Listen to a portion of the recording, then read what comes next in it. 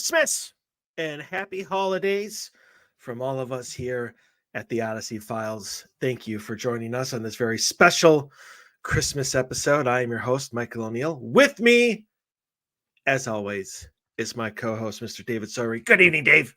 Good evening, Mike. I was thinking there's a little Scrooge going on at the about 10 minutes ago, but we Scrooged him out of here. I don't know what you're talking about. Well, sure you do. There was a little mischief in trying to get for us to communicate. Somebody, so there was a little sabotage going on there from like the Grinch or Scrooge or somebody. Mr. Microsoft tried to strike again. He did, but it was an easy fix. With thankfully, a little Christmas spirit and positivity. Exactly. Waved the sugar cookie at it and it fixed itself. We foiled its devious plot. Yep, exactly. And so we have 1 week before Christmas Eve, 8 days before Christmas Day. Cannot believe it's already here. Yeah, I can't either. And not only that, but this is our last show of 2023. Can't believe that either. So if you were listening to this in like June of 2024, we'll see you in the new year or the next episode or whatever. But exactly. Understand that this was the last show of 2023 for Christmas of the same year. And even though this is only the second year that we have done this, I want it to be a going forward tradition where the Christmas episode features not paranormal, like is my house haunted or is my, am I being haunted by a demon, blah, blah, blah, story, right. But feel good, wholesome, thoughtful Christmas memories brought together from scouring the internet and our own memories and our own stories. And I'm very interested, or not interested. I'm very excited. I am interested, but I'm also very excited to get to them because honestly, like there is a lot of times in people's lives that they remember and that are very very important to people. Obviously, the birth of a child and marriage and relationships and all this, becoming a boss at the job, career moves, getting your first puppy. Exactly. But honestly, for whatever reason, Christmas memories always seem to be like when we are at our happiest and we have the most abundance of them.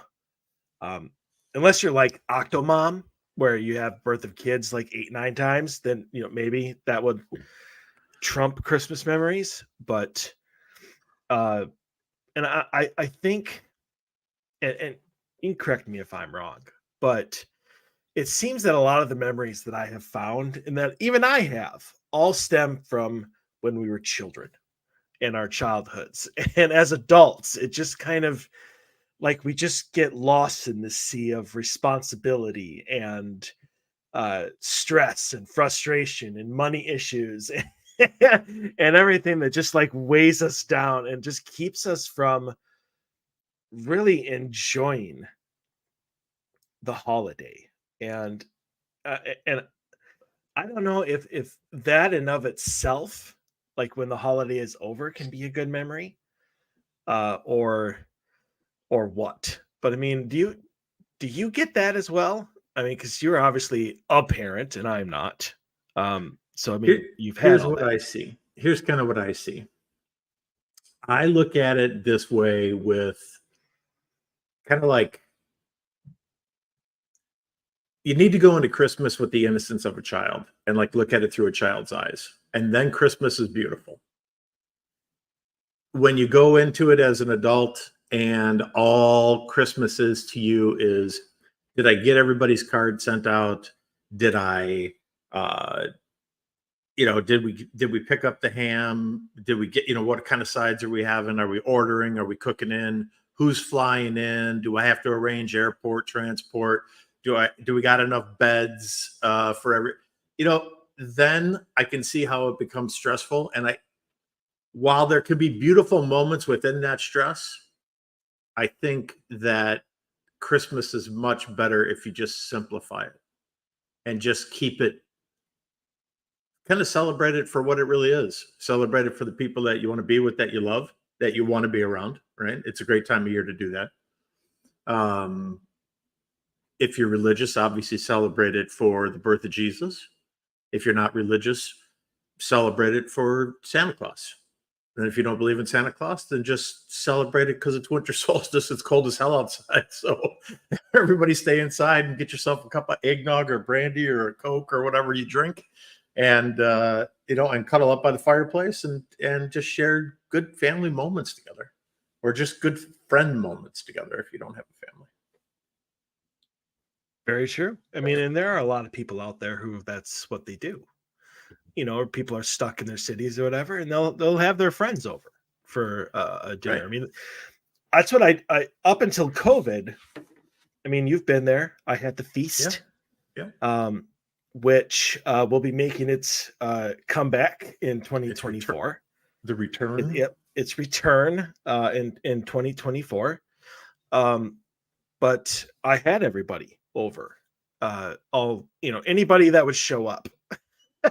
Not everybody did, but anybody that would show up, and it would be a humongous meal with these people that I cared about, and it was my gift to them. And we're talking like 24 hours of cooking. I mean, just unbelievable. Oh no, yeah, I've seen it. It's it starts the day before type of thing. That's right. We got to prep the desserts. I got 6 of them. I was just going to say multiple desserts. If you've got a sweet tooth, Mike's feast is right up your alley. Yes. Well, if you have any kind of tooth, it's right up your alley, except vegetarian. No, there's not a whole lot of salad or anything going on. There's no salad. There's not a whole lot of health going on. There's a lot of hearty Midwest gut satisfying food, right? And that is fine. That's where we are. Exactly. And that is one thing that people can do on the holidays, is they can share their love with food, or by providing a wonderful meal. And I've gotten, because I have no kids of my own yet, and I now have a nephew who's 8 or 7. Sorry, he's going to be 8 in January. It's kind of become like I've started a new tradition with him, which is he gets a Lego set, as I would have gotten like every year, had to have a Lego set, and then him and I put it together. And we've done that the last 2 years. And now he's very excited. He's like, can't wait to see what Lego set he's going to get from me. But this year, and I'm hoping that it turns out as well as it is, because it's very, very easy to spoil the children, to make it all about how many gifts are they going to get, and are they going to get everything they wanted. And it's really, it becomes a lot, and it's very easy to make it me. And right. And I get it. You want to make your children happy. You want to shield them from the horrors that you have to experience every day when you go out the door. And I think that that's one of the prime responsibilities of a parent, is to make sure your kids are as happy as you possibly can, and to give them everything that you didn't. But this year I'm going to try something new. So not only is he going to get his Lego set, but there's a website that I used to go on, whatever you want to call it. And I haven't in years, and I feel really bad about this, but it was a website where children could go kind of like an online Toys for Tots, but it was like all year round. Like it wasn't just as Christmas, and they could ask for school supplies, or they could ask for they could ask for a toy for whatever reason, iPad. and then it was up to you, and you could buy that for them. And they would write a little note and stuff like that. And Are you so, talking about Operation Santa? no, it's not Operation Santa. It's like one tree. It's something with a tree Okay. on it. Is what I remember. I got to find Well, it again. the only reason I ask is because Operation Santa was the original that started in 2017. That is, that's kind of what its premise is. You can that like they post online like kids stories or requests, and then you can either just respond to the story and like as Santa and write them a letter back kind of thing, or you have the option of like buying them something that's on their wish list and then actually sending it to them, which is kind of what you're talking about. So Oh well, this one I don't think there's really any connection with the people, and like I said, it's all year round. Like you can go in yeah, I May don't think and Operation Santa is. and do this. So I mean, and I I'll was tell you in using a it second. before 2017. So I mean, it's like it absolutely. And it's a great idea. But I'm going to be giving my nephew like $100, and him and I are going to go on this website, and I'm going to let him choose what he wants to buy and give other kids. And That's cool. yeah, and it's I mean it's my hope that he just understands the joy of giving as much as receiving. Okay, so And Operation Santa is sponsored by the post office. So just to clarify, yeah, I definitely. remembered it off the top of my head, and I'm like Operation Santa. I'm like, why does that sound so familiar when you were talking about it? And then I just pulled it up real quick here, and it's letters written to Santa, and you can either adopt a letter, kind of thing, and then help a family out or help a kid out. Yeah, and So honestly, I basically, mean, you're going to give him $100 so that he can go and pick and choose who he wants to help that needs help. Is that what I'm yeah, hearing? Yeah, I yeah, think that's a wonderful idea. and and hope to give. I mean, it'd be a little late, but give somebody else a little bit of a nicer Christmas. Right, Just, I mean, not even so much the toy, but knowing that somebody cared enough to right, get it for you. right. And I think that gets lost a lot um, in the hustle and bustle of today's economy and commercialism and everything. So I think one of the best things like that really came together as a nationwide type of thing was Toys for Tots. absolutely, I mean, that and it, was I don't remember off the top of my head when that started, but it's been around for a while.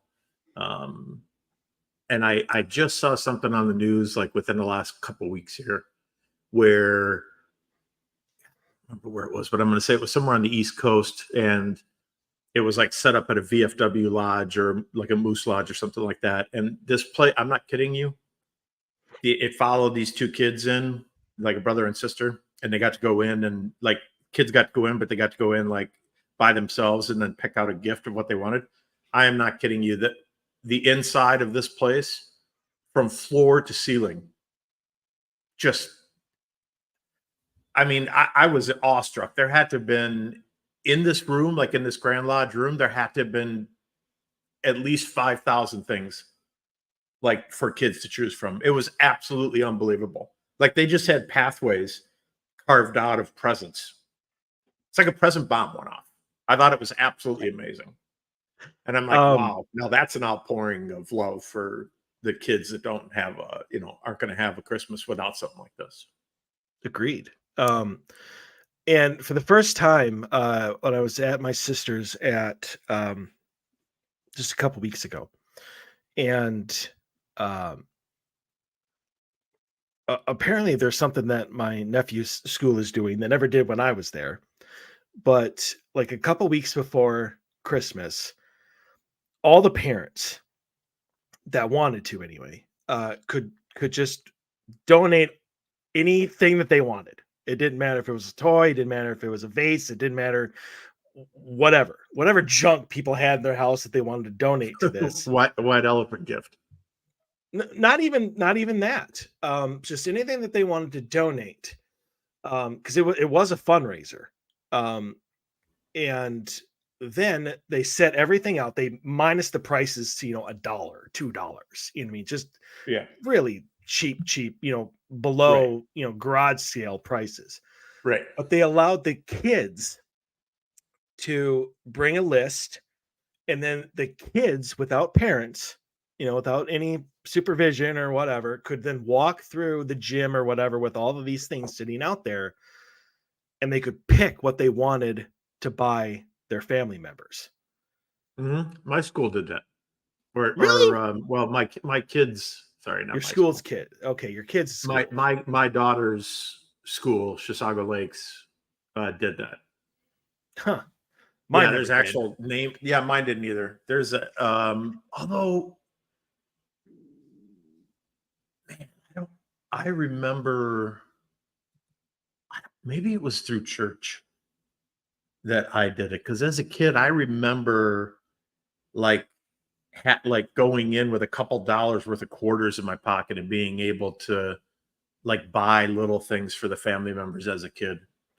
It could have been at like the church hall, or maybe it was my school. I don't think it was my school though. I don't remember my school doing it, but my kids' school has done it, and I thought that was pretty neat. Hmm. I agree. I think I would have loved to have done that when Yeah, I was, obviously we a used to make youngster. Christmas things like in grade school. I don't know if they do that anymore because my kids are all like way grown up. But like we used to make Christmas things like for the family. Yeah, no. Yeah, I mean, like I'll give you an example. So, like, we made homemade candles in class, like Christmas candles, like where we actually took a piece of piece of wick, and then like took turns actually dipping and creating our own shapes and forms of hot wax. You got to remember now, I'm not that young anymore, so things like cauldrons of boiling hot wax in a classroom full of 8-year-old kids was perfectly fine. Of course, Not what could go wrong? you're not going to Nothing. see that any. Oh, there were burns every year Christmas time.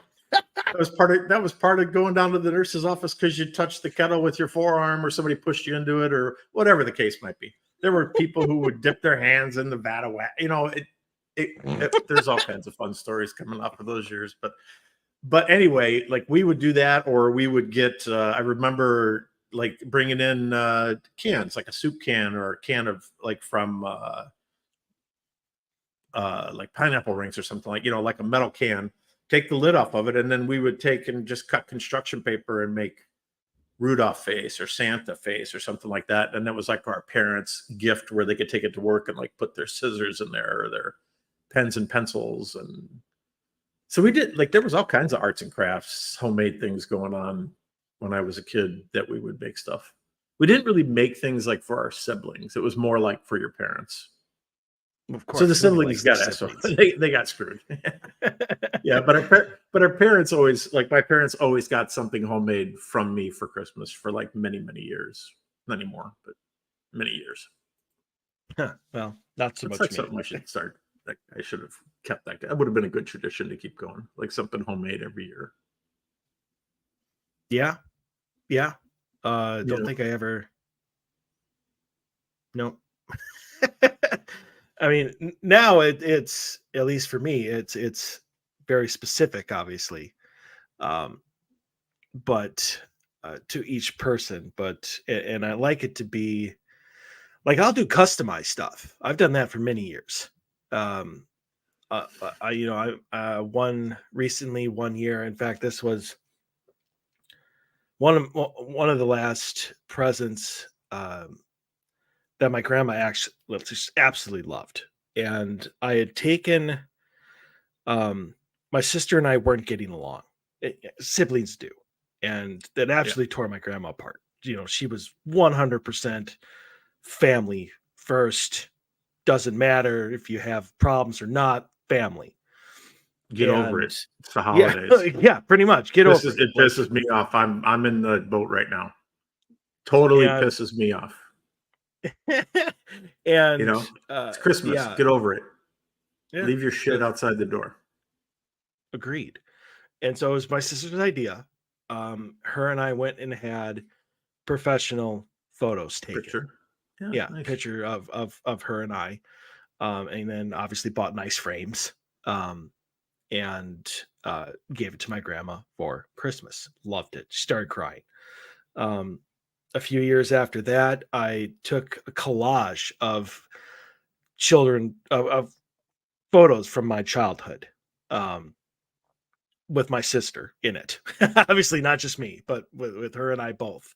And took, 4 or 5 of them or whatever, and had a puzzle made out of them, and That's bought a cool three. concept. I've seen Yeah, that before. That's pretty neat. yeah, That's a neat it is. concept. It turned out really nice. I mean, you can select Yeah. the size. I mean, Yep. I think I went like 500 piece or whatever. I mean, you could and I've done it with a couple of my other friends too, where it just took something that I knew meant a lot to them and created a puzzle for it. That's a But cool you can idea. select you can select your size, you can do all that, Yep. um, and we put it together that next day. My grandma and I did. My sister Cool. had to go home, but I mean, yeah. So I mean, there's a lot of memories that even when you're having them, you don't even know the impact they're going to have, like later in Oh, life. right. Right. And Totally agree. so we want to share, uh, before we get into our main topic, which I, I'm really looking forward to, uh, for one reason or another. But we're going to talk about the legend of Santa Claus. Yeah, I And didn't, by the way, I didn't even spend 3 seconds looking up like the how fast would he need to travel and da da da. the I didn't scientific waste analysis. I didn't waste a moment's time. I'm strictly sticking. The whole entire thing is going to be for me is the magic of the concept of Santa Claus and a little bit of like back history of Santa's growth through time. But yeah, I Right. didn't. Yeah, yeah. No, That's I'm not fine. doing any of the modern approach, trying to like figure it. No, no. That's right. Because I got it. I got it, Yeah, I baby. know you. I It's figured you did. So I'm like, yeah, no, this is going to be the great point anti point we second hour. in fact, 2023. Now I know a lot of shows would do like, well, this is our last show, let's look back at the year Yeah, and all the great moments we have. We have tons of great moments and great we do. shows throughout the Yep. year. But honestly, the recurring theme for the second half of the year was like, what can we destroy? Can we destroy heaven? Can we destroy the afterlife? Can we destroy religion? uh can we destroy the earth? Because we did it all. We And tried. now we're gonna end the years doing it once more, and it's gonna be amazing. I hope you all join us for it, because it's gonna be at the end of the show. That's something you're not gonna want to miss.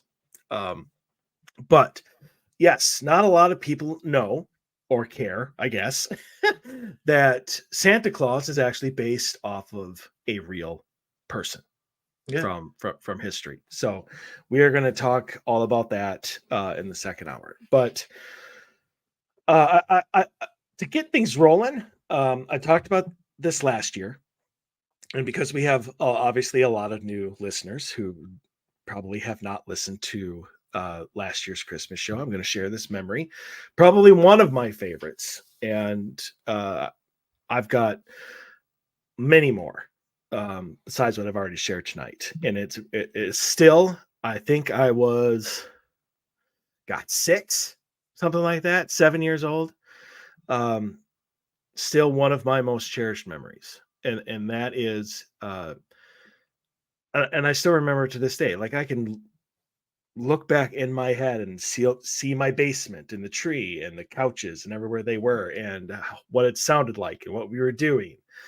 It was obviously my mom, dad, my sister, and myself. And we were all opening gifts, having a great time. Hadn't even noticed, so caught up in gifts, hadn't even noticed my father had disappeared. gone somewhere else in the house. I probably thought that he had gone upstairs to get something to eat or drink or something like that, and then come back downstairs to join us. All of a sudden, blasting from upstairs throughout the house, must have turned the volume all the way to max, because obviously this was back in the 80s. So we're looking at tube TVs. They didn't have sound bars where 25% will shake the walls. No. The music from Super Mario Brothers came blasting down from the top of the stairs, and we all stopped, and my sister and I looked at each other with the look of Yeah. surprise, and we're like, Mario Brothers, and we walked it up the stairs, and there's my dad sitting on the couch.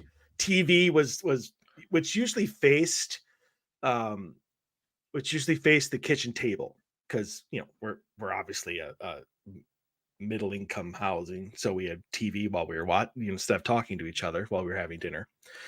Turned it towards the stairs, and there he is playing Mario Brothers on our brand new Super Nintendo, or not Super Nintendo, but Nintendo regular 64 8-bit. No, yeah, no. 64 was 15 years later. No, 8-bit Nintendo, Super Mario Brothers, still one of the greatest 2600 games. wasn't it? No.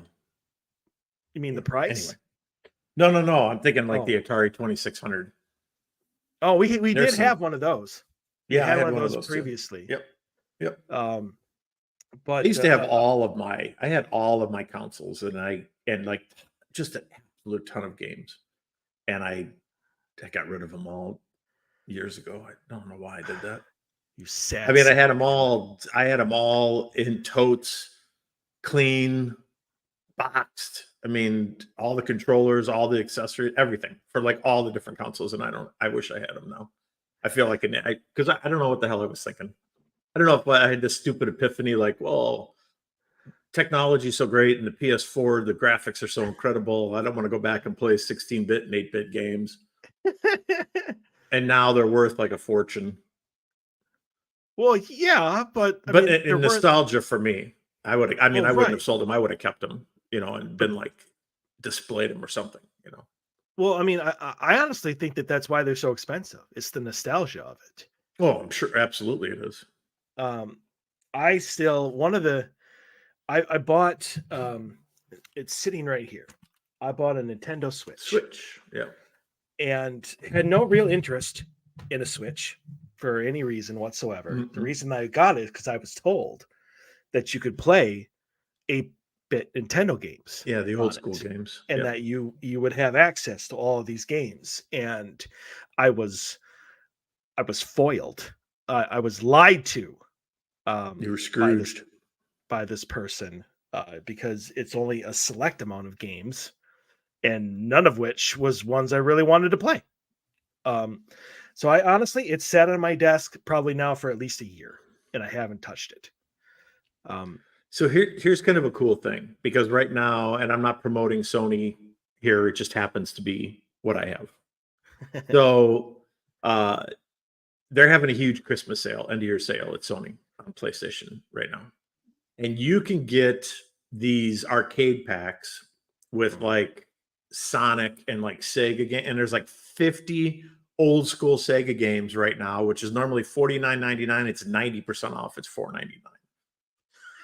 And so for $5, I bought it. It's got 50 old school Sega, all the great name games, and then some of these really obscure games. And I'm like, you know what? For $5, I mean, I could play Sonic the Hedgehog and get $5 worth of enjoyment out of that, and that's one of 50 games. So I have not dug through the thing yet. I've played 3 out of the 50, but there are opportunities on newer consoles to go and buy old school 8-bit type of stuff. So maybe, because the Switch doesn't have it, maybe you can find what you're looking for, with a different type of console. I did see, and I'm not promoting this in any way, shape, or form either, but I did see a hacked 2600.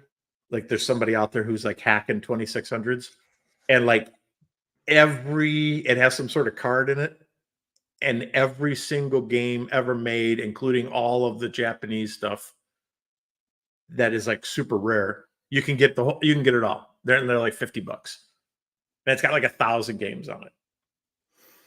Like every single game ever created in every country, you have access to. So some of the shit that you can't find here, never got released here, whatever, you can go play it. I'm like, well, maybe. I don't have an extra $50 laying around right now, but maybe we'll see. We'll see. Your gift is still sitting down in my I appreciate foyer, it. but I'll get I it haven't to got you. over there yet, but I am planning on it. Excellent. So that was one of my greatest memories. Now It's it's a your great turn. memory. Yeah, Thank you. absolutely. There were for years I had wanted a 10-speed bike. I Mhm. had like an old, just a single speed banana seat. It was like from the What I learned 70s, on, right? yeah. So, which are great bikes, and they're actually some of those brands are like in super high demand right now because people are retroing like old school, like drag racing bikes, like sissy bikes and stuff. So, but anyway, so that's kind of what I had, just a single speed bike, and being a tall kid, I needed something bigger framed and stuff like that. Like when I rode my bike, my knees would hit my jaw, because it was horrible. Those, The bike was tiny. I looked huge on it, and I couldn't keep up with my friends because it was just either I could stand up and keep up with them, but if I sat down, there was just I couldn't pedal fast enough. It was just physically impossible. But so I remember one year, like we got done with Christmas, and I don't remember if I asked for it or not, but I had kind of hinted that I was in need of a new bike, and I'd been hinting for I was good at this. I was dropping little hints for probably 6 months before Christmas. Like I started in the summertime, and Christmas is over, no bike, and I'm not disappointed at all because, like, I think that was the year I got like my Kung Fu Grip GI Joe, and I got like the Kung Fu grip. yeah, and I got a new set. That was a great GI Joe, man. Oh, you could break boards and shit. It was phenomenal. And like I got like a new set of Lincoln logs and like an expanded set of my Green Army guys, so I could like have this. I used to always have these Green Army like set up the army, and then like they would go attack the fort, even though logistically that makes absolutely no sense. But it was some great battles that would happen. And then but anyway, so Christmas is over, everything's done, all the dust is settled. We're like enjoying our gifts. It's time, like we're having snacks and stuff like that. We're getting ready. There was about an hour or so in between when we got done opening gifts.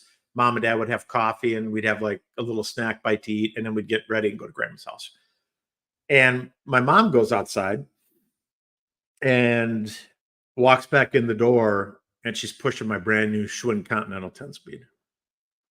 And it was like, I could close my eyes and see that right now coming through the front door, man.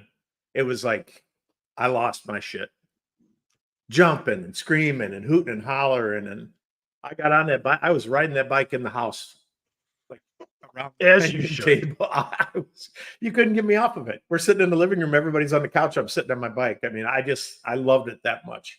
And growing up in the Midwest, obviously, and especially going back in time now, we're going back to, and it was in the 70s, mid 70s, and or late 70s. And we had real winters where I grew up. So there was a lot, and at Christmas time, it didn't look like it looks here now with like a smattering of little white patches and like where there's frozen grass and then drier. We had snow, like 12 inches of snow or better every single year on the ground by Christmas. Um, I didn't care. I went out, took my 10 speed out, wiped out and hit patches of ice, took a spill. I didn't give a shit. I was just having a blast driving up and down the street in it. Then I'm like, yeah, I probably shouldn't do that. I'm going to ruin it. So I brought it back in the house, got a towel, washed it, wiped it all down, made sure it looked all nice and pretty. And then I had to wait till springtime, which absolutely killed me. But, but I will say, and I didn't have like a odometer like you could get down, like, where you could track your miles on your bike. Yeah. I didn't have one of those, but I thinking back to like where we used to ride and like what we used to do, I wouldn't be surprised if I put well over 1,000 miles on that bike. Maybe 2,000. This isn't necessarily a Christmas story, but it is one that every winter it comes to mind. Um, but my house was situated about a mile from my school, and I was too close for the bus, but too far where walking would just take too long. And my parents were busy working and all this other stuff. So all winter long, and I had the same winters as you. I Yeah. mean, just a little bit north, Yep. um, all year round. Didn't matter the temperature, didn't matter the weather, didn't matter nothing. I rode my bike to school. Yeah. I Y- walked. There was no buses. Yeah, and it was actually really funny because people who would drive by the school, there would be, 6 bike racks sitting outside the school or whatever, Yeah. completely empty, save for my Except for bike, yours. except for mine. Wow. It's like, oh, what one kid rode his bike to school. Um, but honestly, I almost think it's made me a better driver because I learned to understand how to go through ice patches and how to maneuver, you know, through the snow and stuff Hmm. like that. And it's all just tires and, Hmm. when to let momentum take you and when to not, and how to best hit the brakes and all this other stuff. And I still use that to this day, on how I do things in like crappy weather and icy roads and stuff like that. Um, but yeah, every winter that pops back in my head of the picture that you would see when, one bike in the bike rack, and it was mine. That's In fact, hilarious. yeah, in fact, some of the t-shirts would be, be like, "Is that your bike?" I'm like, "Yeah, that's mine." Um, it's like, "You have to ride to school?" I'm like, "Yeah, I'm all right. We're good." Like, I'm too close for the buses. But um, yeah. Anyway, um, Yeah, we didn't have buses, so I mean, it didn't matter. It was pouring rain. It it didn't matter. I didn't have a raincoat. We'd show up for school.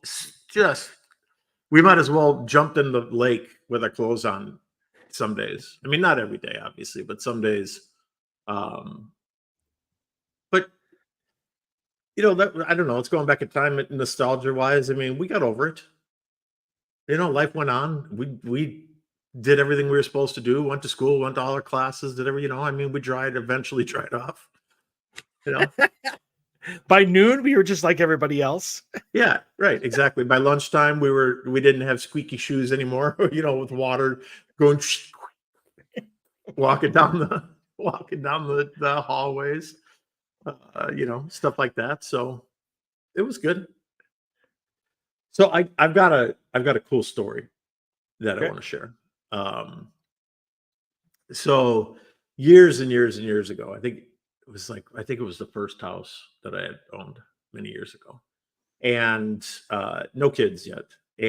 But my neighbor, young couple, had kids, and we would get together with them after they opened presents and stuff like that. We'd have a couple cocktails and see what the kids got and stuff, and we'd go over and visit and have food. And I remember one year the wife had forgotten to give one of the gifts to one of their daughters and found it like in the closet wrapped up. And she's like, "Oh shit," and this is like late in the day, like gift giving is over type of thing, right? And so, and this is one of the coolest things. So my buddy takes the gift. He smoked, so he takes a. He's like, "I'm gonna go have a smoke," and he never smoked in the house. So he'd always go out back and smoke. And so goes out, says he's gonna go have a cigarette break real quick. Goes outside, sneaks the present outside, takes the present and throws it up on the roof of the house. Santa Okay. must have forgotten it. All right. And then comes back in the house all excited and is like, hey, there's something on the roof. You guys need to come up, get your boots and your coats on. There's something outside here, and takes everybody goes outside. And lo and behold, there's a present wrapped up there. Right. And so he gets the ladder out and he climbs up there, climbs up on the roof. And he's like, oh, look, it fell. There's hoof prints and stuff up here. I can't believe it. And sleigh tracks. It must have fallen out of Santa's bag when he was coming down the chimney. And his daughter was like just ecstatic because at that time, their daughter was probably, I'm going to say she was 4 or 5. And then a younger child that wouldn't have known it was Christmas. Didn't matter. So, but the 4-year-old, 5-year-old was just all into Christmas, right? And so he gets the present, brings it down, and it was kind of one of the big gifts that she had wanted when she opened it outside. She was like, she ain't wait, there ain't no waiting to go. As soon as he got off the ladder, man, it was like the Tasmanian devil hitting the present. She opens it up, and it was the Barbie camera that she had wanted. Like, and she was just just unbelievable, like Christmas moment for her. And it was like just one of those things. As an observer and being there, I thought that I think back to myself and I thought, what an absolutely great spur of the moment idea. And because you could have just taken the gift and handed it to her and said, hey, we forgot to give this to you. Yeah. Right. And you could have done that and the kid wouldn't have cared. She wouldn't have cared. It was another present. Kid ain't going to they're not judged. 4-year-old kids okay. 4-year-old kids back in the day were not judgmental. Okay. I can't speak for today's kids, but like in my age growing up and even with my daughters growing up, 4, 5, 6-year-old kid, they weren't judgmental. So they could have done that, but they didn't. And they ended up doing it that way. And I thought that was like one of the coolest things I'd ever seen as a young newlywed couple. I'm thinking to myself, man, I know this is like, he's my friend for a reason. Like, I like this guy. Like that was a slick move, man. So, and we're still friends to this day, many years later. Yes, because your daughters are old and you didn't even have them at that time. No, we did not. No, right, exactly. My daughters are not that young anymore, and they weren't around when this happened. So, but great Christmas moment, great Christmas story, something fun that we got to enjoy with another family. And I think that it's that sort of thing that makes Christmas amazing for parents. The whole coming up with clever ways of surprising your kids. In fact, one of the stories that I had found was, I gotta find it now. Was Well, while you're looking that up, I used to go all out when my kids were young. Like I would make sure like we would leave out carrots.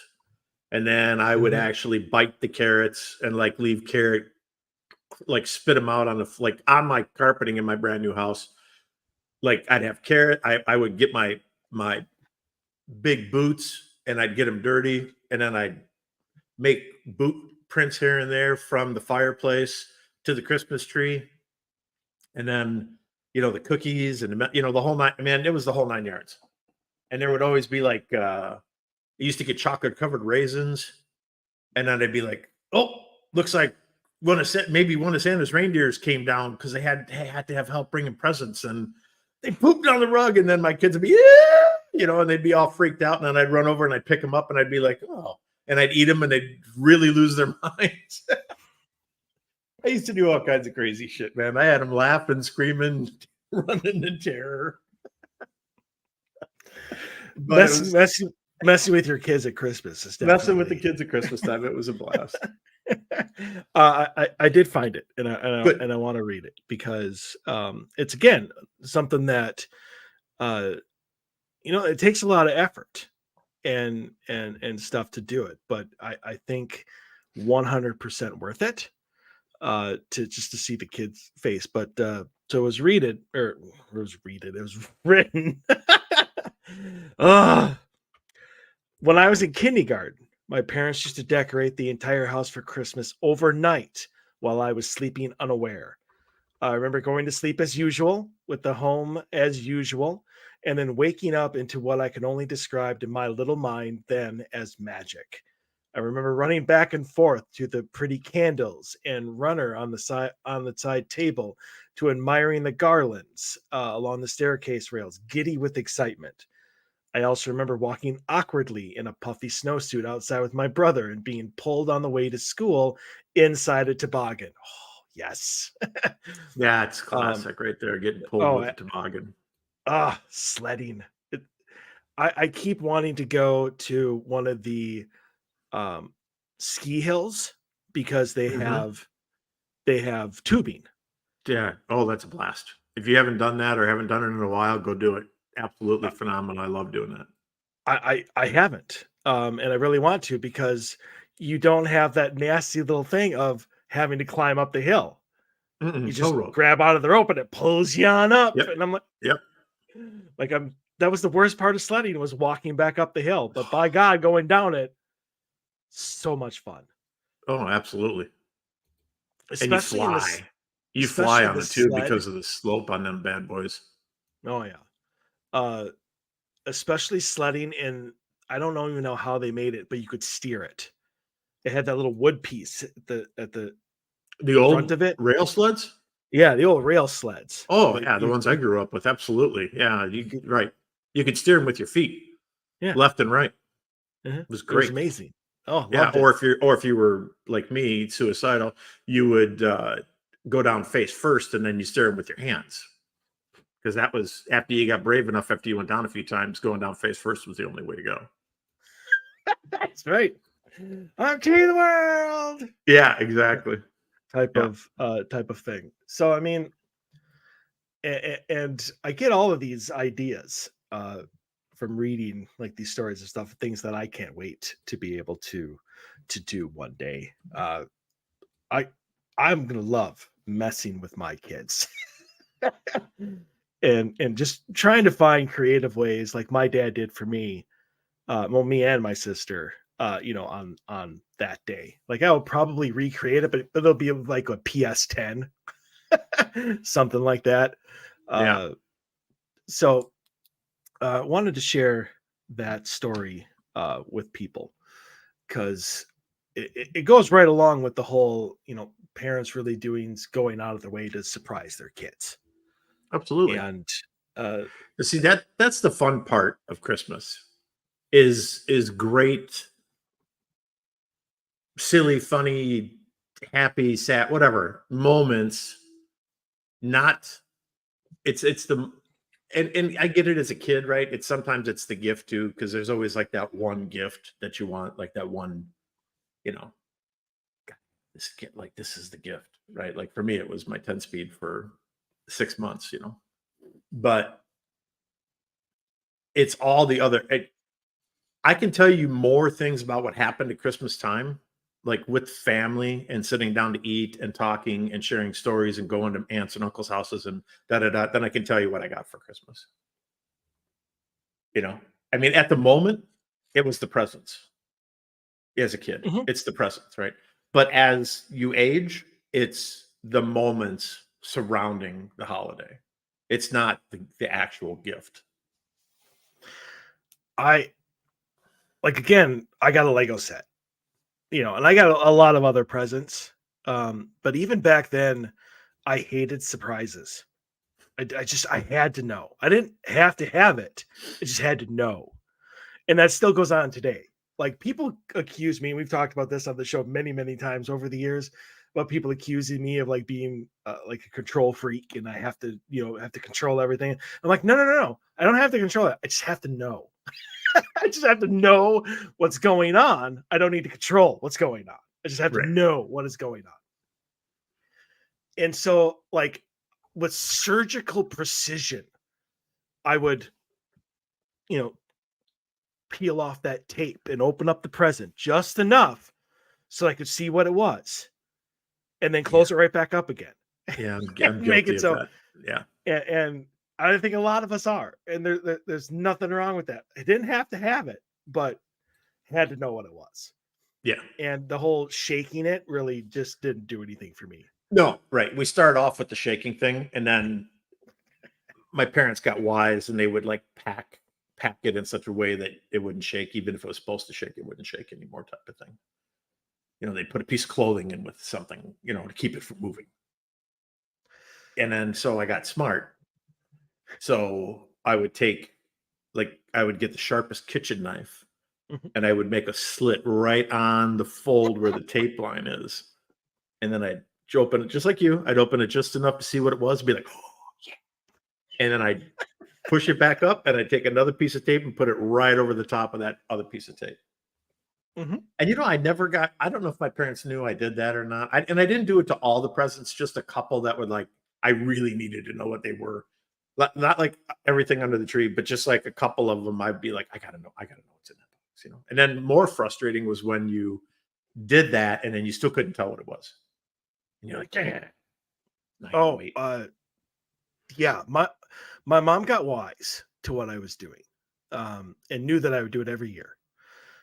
And so she started taking the clothes boxes, those blank clothes Yeah. boxes that they put Yep. in, and then she would put like 90% of my gifts in these Plain white, these white unknown blank white boxes. boxes.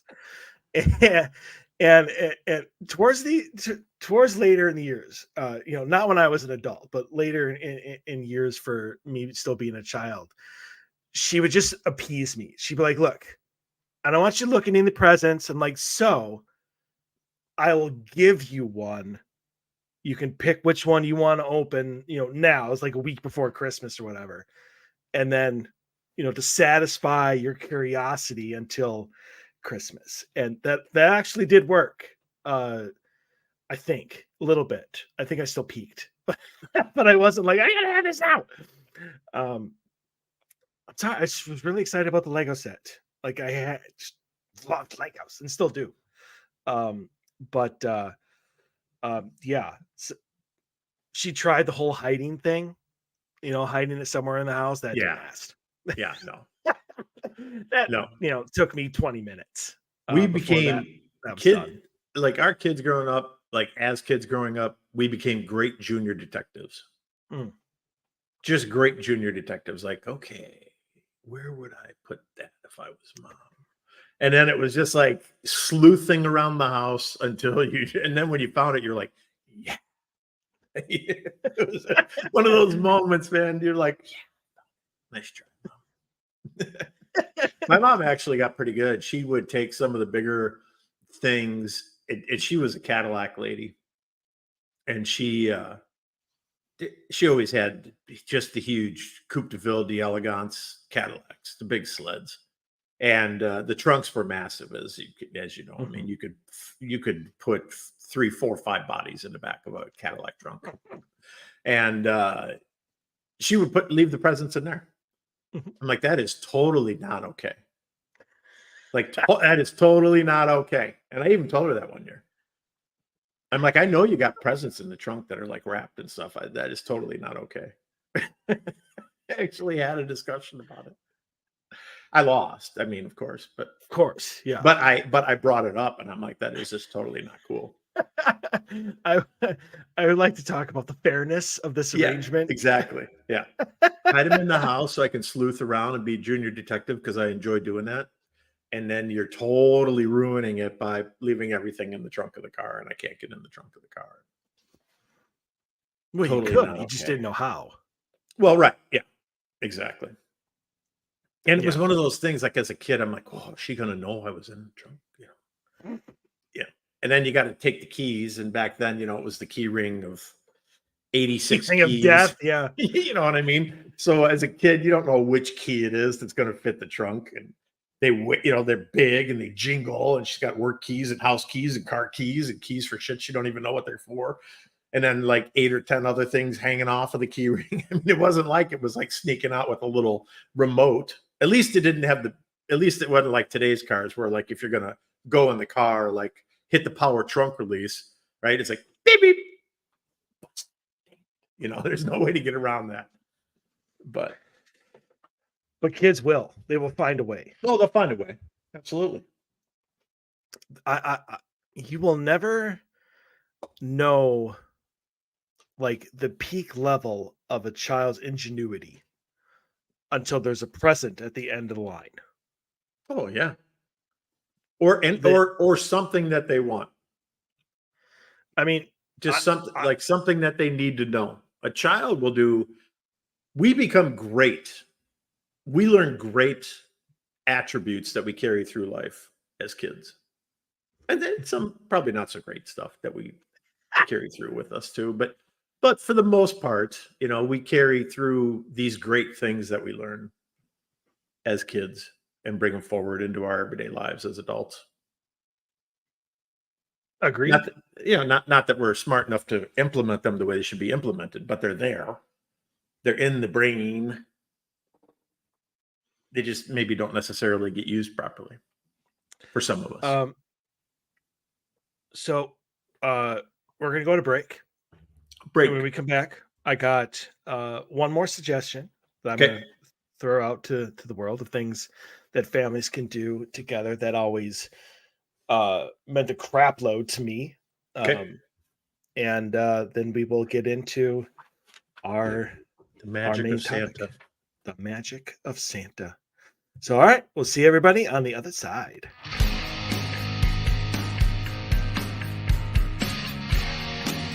This is Susan Slaughter from Paranormal Caught on Camera, introducing you to the most epic show ever, The Odyssey Files with David Soyering and Michael O'Neill. You're welcome. Pew, pew, pew, pew.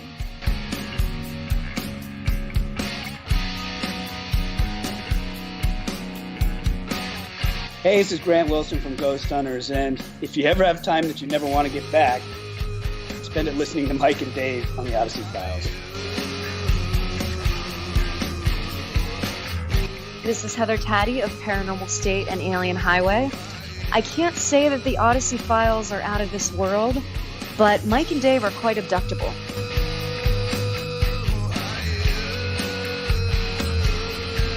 Hey, this is Dustin Perry from Ghost Hunters, and you're listening to Dave and Mike on the Odyssey Files. It's not the best show you're ever going to listen to, but it's also probably not the worst. This is Michelle Belanger, author of the Dictionary of Demons. What is faster than a speeding shadow person and more fun than an anal probe? It's Mike and Dave of the Odyssey Files. Hold on to your hats and buns.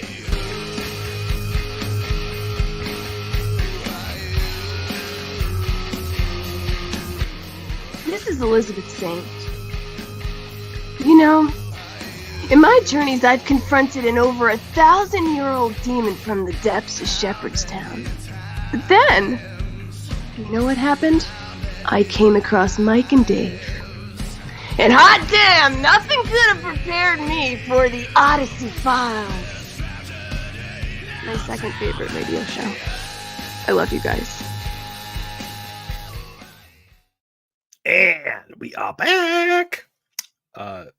Thank you for continuing to join us here on this magical Christmas edition of the Odyssey Files. So one last suggestion, unless Dave, you want to add it to it, but it's something free. It's something that you can do anytime you want, whether it's Christmas or not, and that. Hopefully you have a car. I mean, if you don't, I guess it kind of ruins it, but you could walk. And that's Christmas light watching. And going out. Love going through neighborhoods that decorate. Yeah. And back then, back when I was a kid, and it's so sad that I can say that now, but whatever. But back when I was a kid, you didn't have icicle lights. You didn't have like these.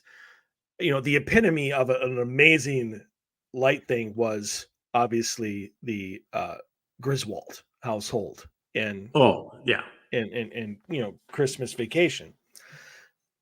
And nobody got anywhere close to that. I mean, it was a string of lights above the garage, you know, and every Yeah. and every once in a while, you'd come across a house that they really went all out.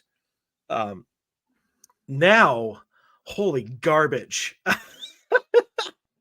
When you can Like, tune into a radio station and listen to the house display sing there's one Christmas down the music, road. you know that you've reached a new pinnacle of Christmas lighting and decoration. That one There, neighborhood by your house always seemed to like go for it.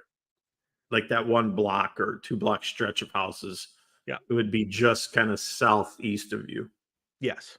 Um, Yeah, and they did it again. I pass it on the main road every yeah, day when I come home from work, and it's just the whole house is just a magical like light display, just gleaming and turning, and it's to some song. I honestly am surprised I have not bothered to pull like in there actually and yeah, pull in there and listen to it, and but I see 3-4 cars every night, sitting out just front, sitting kind of out watching it, outside listening watching to it. it, Yeah, yeah. and the whole block. I mean, it's not Your whole that block does. extreme, Yeah, but the whole block like goes all out. they all participate, which I thought was cool.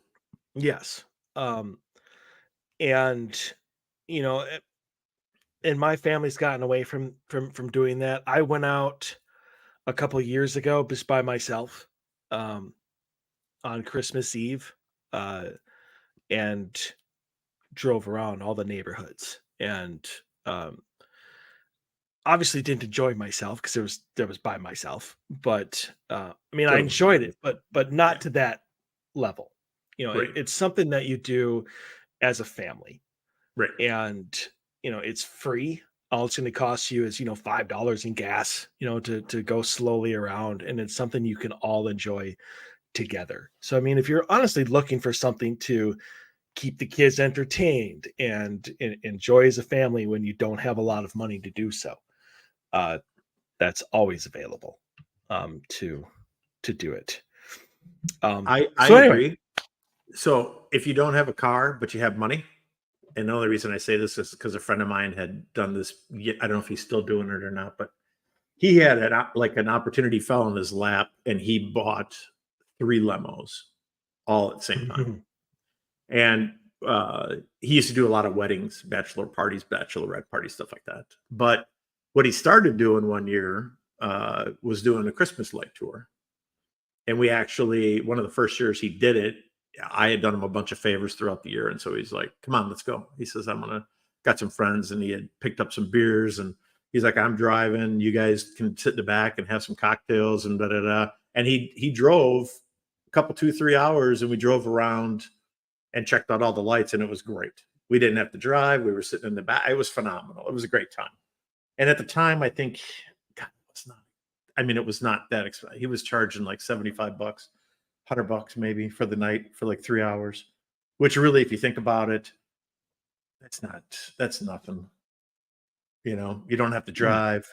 You're sitting in the back and listening to music with your family or friends and talking and having drinks and then going and checking out all the lights and displays, and it was great. It's kind of like I'll end my thoughts with this before we move on to Santa.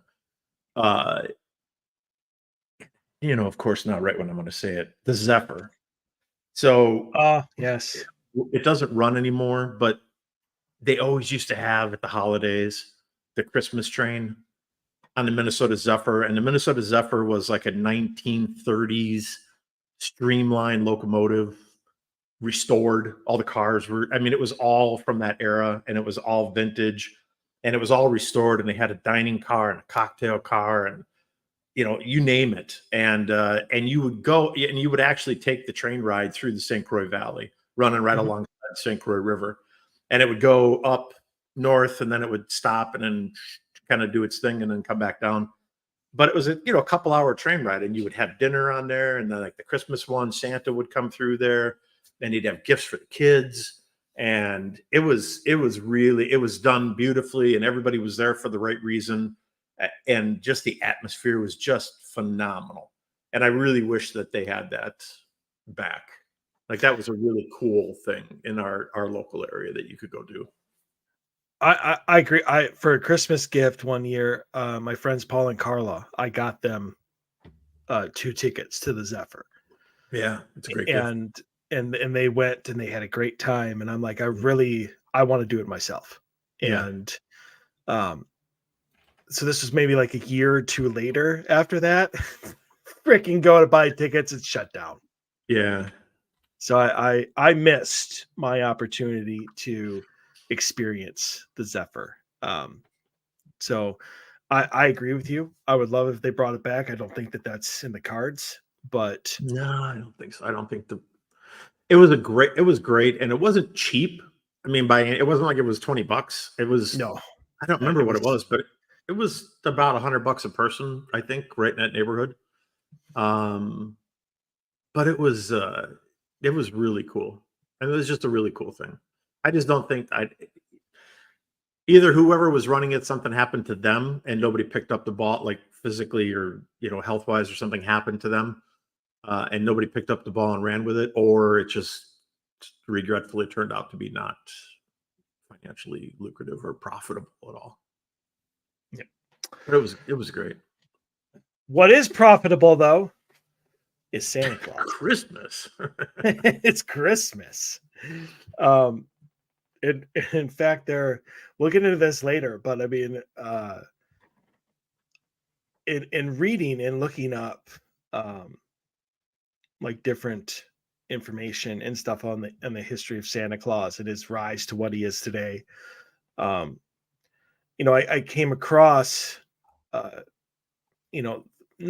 'Twas the Night Before Christmas, but like the story of Rudolph and how that was. I saw that too. Yeah. Yeah. That was new to me. I did not know that. Yeah. I thought it was neat. I did too. And, the story of Rudolph was created by a copyright from Montgomery Ward in the hopes of bringing people in to shop. Mm-hmm. And, when they first came out in 1939, 2.5 million copies of the story of Rudolph were sold. It was reissued.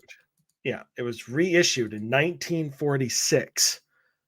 And the book sold 3.5 million copies. 3.5. And this is 1939. 49. Well, 39 Oh, at 2.5 million, and then 46, 3.5 million. Yeah, the song came out in 49. 49. Oh, that ain't what I got. I got 39. Sorry. Oh no, you're right. I'm sorry. I thought you said 49 for some reason. It was my bad. You're right. 39. The original story came out in 39. Yeah. Reissued in 46. Yeah, that's absolutely nuts that many copies back then. I mean, that's phenomenal because Rudolph's part of Christmas. I mean, love it or not, he's always going to be. He was just on TV the other night. We were just talking about that. Last week we were talking about how they don't have it on at the right time, and it was on. Was it last night or Friday? One of the two. It was on within the last 2 nights. Rudolph, and then on like CBS, and then Frosty and Frosty Returns. Frosty. For 2 hours. Yeah, that was another one of the animated movies that I grew up with. Yeah, that, and we forgot totally to mention the Grinch. I did notice that too. We didn't because I'm like, we didn't mention the Grinch. Like, wasn't my favorite Christmas thing. I could kind of take it or leave it. I mean, I like Dr. Seuss. I grew up kind of in that Dr. Seuss time frame, and so I like that. I like the story of it, because it tells a good story about how this guy's lost and then he, finds love and his heart grows 10 times too big and blah blah blah. But the story is good, but it wasn't one of my favorite. It certainly wasn't going to displace Charlie Brown Christmas. Let's put it that way. Of course not. Or Rudolph. Or Santa Claus is coming to town. All right. So, Santa Claus. Santa Claus. Now, I think a lot of people don't. If they did, they probably caught it like a brief glimpse of the knowledge from like years back. But not a lot of people actually look into the history of the origin story of Santa Claus. I I'm got to sure a be lot honest. Until this year, I didn't know what I know now. of really. Yeah, which is like we always talk about on the show all throughout the year, right? Is that we never stop learning, so we're always learning. Yes. So, like, I didn't know Rudolph's story, so that was something new. And then I had no idea. I kind of knew a little bit about the background of like the history of Santa Claus, but not to the point that I know now. Yeah. So, So it the starting of Santa Claus can actually be traced back to an actual person, a mhm. monk by the name of Saint Nicholas. So I mean that's where that comes from. Um, it's believed that he was born around AD 280 in Patara, Patara. near Patara, near Myra, which is in modern day Turkey. And he became known for his like piety and kindness. It wasn't long before he was known as the patron saint of children, Mhm. and not in a creepy way. Just want to throw that No, out there, not in a creepy way. right. Yeah, no, right. Yeah, not as a pedophile. I was going to leave that to the imagination, but sure, go ahead. Yeah, well, we might as well Not just as a throw it out pedophile. there, right? Yeah, not as a pedophile, as somebody who just loves kids and the innocence of kids and stuff. So Let's make sure when that they're okay. as I grew up, um, I thought that he was attributed to he would go around on Christmas Eve and Mhm. his village or his town. And so he knew all the kids, he knew who was nice, he knew who was naughty, and he would put gifts in shoes because everybody would put their shoes out on the porch.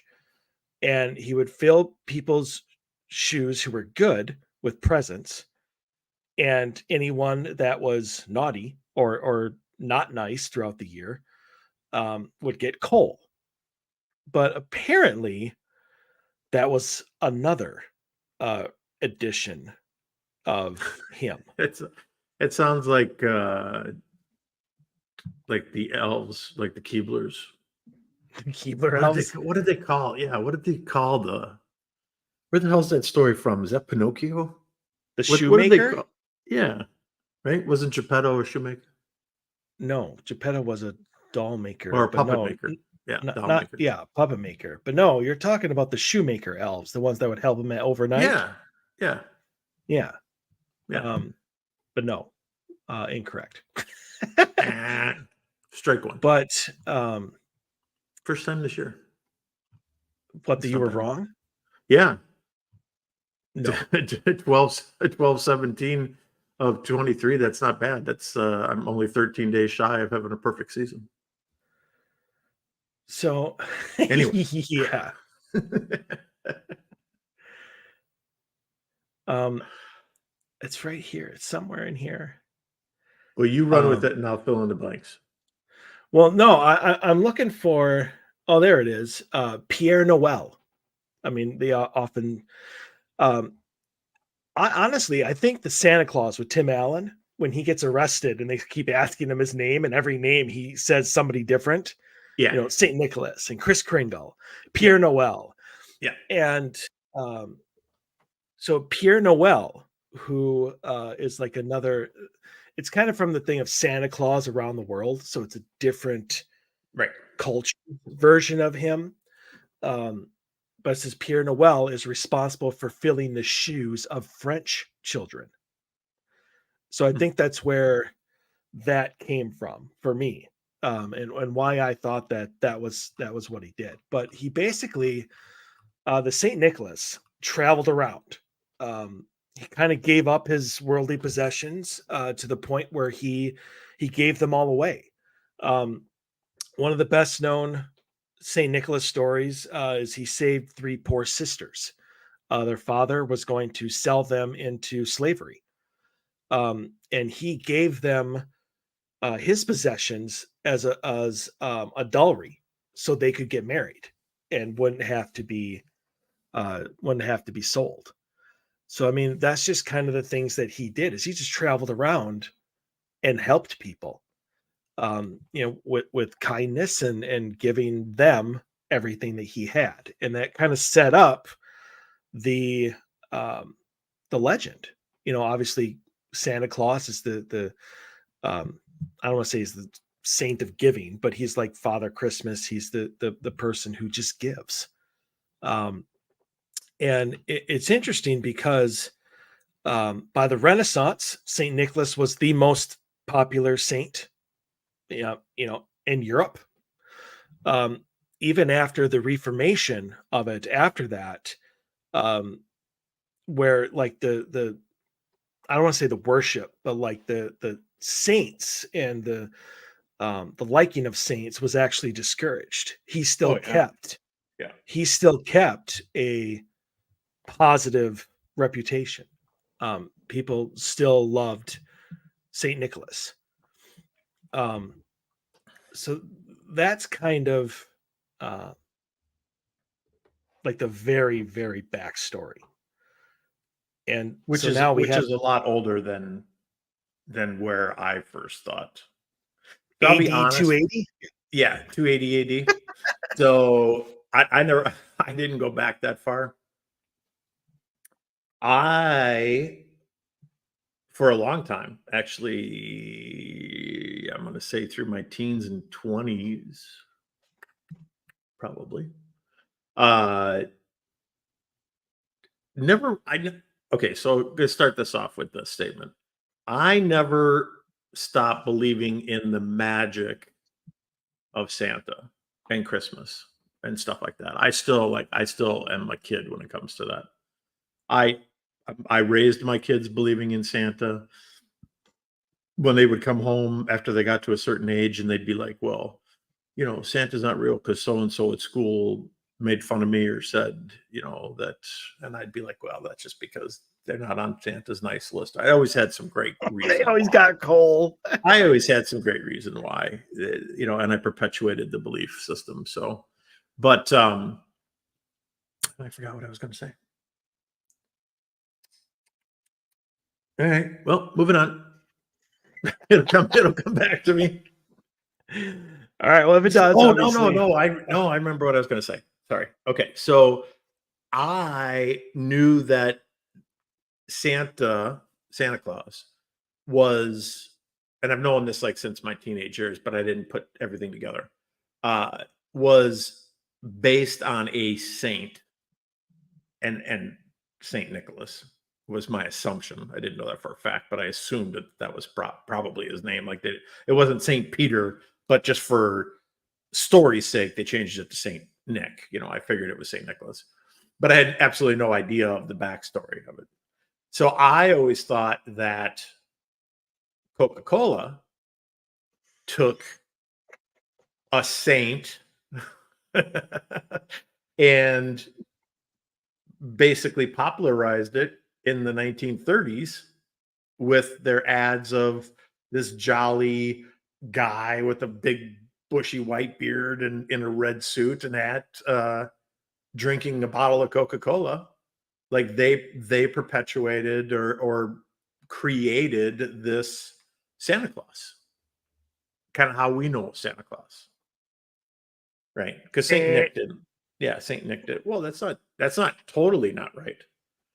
Because Coca-Cola did perpetuate the hell out of the image that we currently use as Santa Claus in they started in the 1930s, and like for millions of people, that image of Santa that's where that image came from.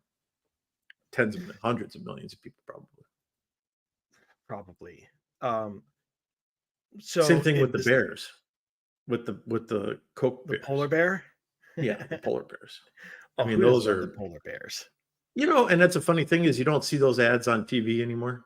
I don't know why they don't show great classic ads on TV anymore. Like that's a phenomenal ad. And like if Budweiser wants to do some ads, bring back the frogs. Things were phenomenal. Of course, Bud's McKenzie or the Clydesdales, like whatever happened to that great Christmas commercial where like for Bud, where the Clydesdales were, all dressed up in their winter attire and their fanciest outfits, and they were pulling the huge Budweiser sleigh through the countryside full of snow and going to a special occasion type of thing. Like, I don't see any of those ads anymore. I think I animal just rights see ads groups for have an issue with phones. That's all I see ads for. Telephones. But hey, the iPhone 15 now has titanium. I'm so tired of seeing phone ads. Anyways, let's get back to Santa Claus. Let's get back to Santa Claus. We got ain't bringing diverted you an there. iPhone 15 with titanium. I assure you of that. No, I don't want one. Well, you're not going to get one, so don't worry about it. I'm not. So, Saint Nicholas, in December of 1773. So this is the start of his rise as Santa Claus. 1773, not 1930 with Coca-Cola. It's just a couple years off. And again in 1774, a New York newspaper was reporting on groups of Dutch families who were gathered to honor the anniversary of St. Nicholas's death. December 6th. Say what? December 6th. December 6th, 3 days after your birthday. Mm-hmm. And the name Santa Claus evolved from the Dutch nickname Sinterklaas. If I said that right. Which is a shortened form of Sint Nicolaas, which is Dutch for Saint Nicholas. In 1804, a man by the name of John Pintard, who was a member of the New York Historical Society at that time, would give out woodcuts, which I'm assuming are like carvings. Nobody calls them woodcuts anymore. So I don't know exactly what they are. I'm just assuming that he carved woodcuts of Saint Nicholas at the society's meeting. And obviously the background, which was engraved in it, has a lot of the familiar Santa images, stockings filled with toys and fruits hung by the fireplace. In 1809, Washington Irving helped to popularize the Sinterklaas stories when he referred to St. Nicholas as the patron saint of New York. Like, that doesn't even make sense. It doesn't make sense. I'm throwing the bullshit flag on that.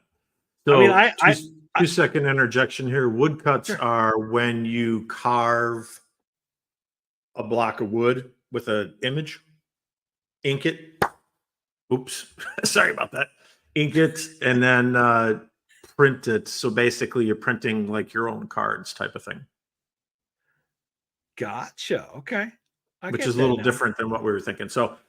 So he would take the time and energy, obviously, to create, like, because I just pulled it up real quick for some images here. There's like some really intricate, and I knew there were some really intricate, like hand carved wood block type of thing. It was real fine detail. And then you'd roll them with the inker. I think they're called something different today because I remember an art class doing that. And I don't believe it was called woodcuts. I don't remember what it was called, but you would cut with an X-Acto knife into this soft material and then create your design and then roll it with ink and then make multiple copies. I think it's like back to early printing press days, like how they used to print stuff way before typeset. They would do that a lot. Yeah. So apparently, as all things who are getting way too popular for their own good, or at least people in power think so, as Santa Claus's prominence grew, he was described from everything from a rascal with a blue three-cornered hat, red waistcoat, and yellow stockings, to a man wearing a broad-brimmed hat and a huge pair of Flemish trunk hose. I don't even know what half that stuff is, but I'm assuming it's not what he's known for be wearing now. No. And first of all, whoever dressed him in a blue three-cornered hat, a red waistcoat, and yellow stockings needs to not dress people. And if he was dressing himself, somebody needed to stop him before he went out and told him, hey, maybe he was colorblind. Maybe the attire looked good design-wise, but he couldn't differentiate between blue, red, and yellow. That's a possibility. Because otherwise, those are some really bad color choices to put on one outfit. Yeah, I agree. So Yeah. this I did not know, and it involves the Salvation Army. This I which, knew, believe it or which we cannot, because of the Salvation Army, I cannot walk into a grocery store without feeling guilty. not. That's a horrible thing to say. You're supposed to say because of the Salvation Army, millions of people enjoy Christmas that normally would not have Christmas. I do. I'm very thankful for everything that they give back to the community. It's just, I don't know. I have to pass by their bell ringers, and I never have change on me, and so I never give anything, and I feel bad about it. One of these days, just drop a hundo in there and make up for all of the lost time. Yeah, I'll get right on that. Maybe when I start making all of my UPS fortunes, I'll do that. I know. I love the story every year that the Salvation Army comes out and somebody takes like gold cougarans, like a handful of them, and puts them in a kettle in some like podunk town where somebody's doing the Salvation Army bell ringing, and all of a sudden they come back and they go to the bottom and there's like a dozen solid gold cougarans in the bottom of the kettle. I don't even know what a cougarand is. It's I believe it's South African. They're illegal to have now, but you can melt them down. They're solid gold coins, basically, is what it is. Nice. It was like our Susan B. Anthony dollars, except Gotcha. they were made with solid gold. So Gotcha. So the gold value obviously is where the value is on something like that. But it's the thought, right? Somebody goes in and drops something like that in the kettle. Yeah. And it all started because of Santa Claus, which I did not know. So as Dave was talking about oh, no, never mind. That was the 1930s. In the 1820s, that was just 100 years previous. Yeah, it's 100 years. In the 1820s, and then by the 1840s, stores started advertising Christmas shopping using Santa Claus. Mm-hmm. In 1841, thousands of children visited a Philadelphia shop to see a life-size Santa Claus model. Obviously, it was only a matter of time before stores began to attract children, and by default, their parents, with the lure to get a peek at a live, quote-unquote, live Santa Claus. In the early 1890s, it was the Salvation Army that needed money, obviously, to pay for the free Christmas meals that they still give out today to needy families. So they began dressing up unemployed men as Santa Claus and sending them into the streets of New York to solicit donations.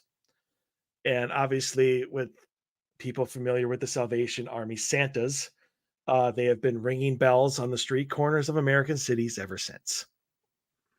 So I'm going to throw in a quick, great moment, personal moment here.